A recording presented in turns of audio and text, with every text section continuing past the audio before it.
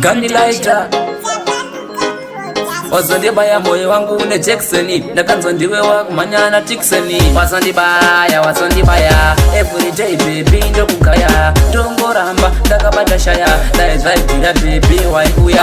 Wasandibaya ni wangu moyo, wasandibaya lafi wangu moyo, ndanga ndisina tarisiro, kurambwa newe ndisina fungidziro. Wasandibaya ni wangu moyo, wasandibaya lafi wangu moyo, ndanga ndisina tarisiro, kurambwa newe ndisina fungidziro.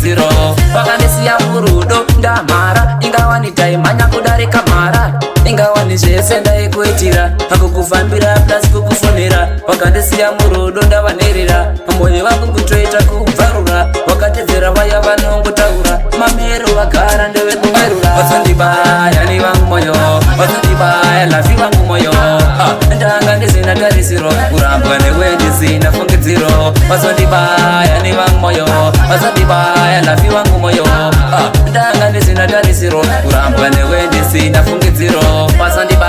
Wasandibaya everyday baby ndokugaya, ndongoramba ndakabata shaya, ndaizvaibvira baby waikuya. Wakandisiya murudo dzavanangariro, wakandisiya murudo dzavanangariro, saiko baby wafunga kudaro, ronda racho aripo rezvekudaro. Wasandibaya ni wangu moyo, wasandibaya lafi wangu moyo, ndanga ndisina tarisiro, kurambwa newe ndisina fungidziro. Wasandibaya ni wangu moyo, wasandibaya lafi wangu moyo, ndanga ndisina tarisiro, kurambwa newe ndisina fungidziro.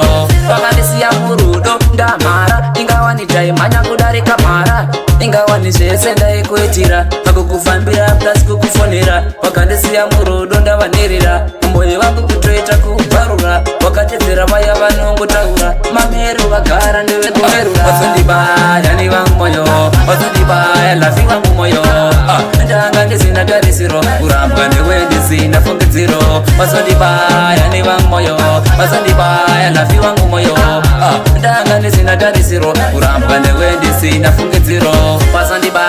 Wasandibaya everyday baby ndokugaya, ndongoramba ndakabata shaya, ndaizvaibvira baby waikuya. Wakandisiya murudo dzavanangariro, wakandisiya murudo dzavanangariro, saiko baby wafunga kudaro, ronda racho aripo rezvekudaro. Ndokupiga angu mafans Bule Kudzai yo Philip Tapiwa yo Louis James Ngoma Temba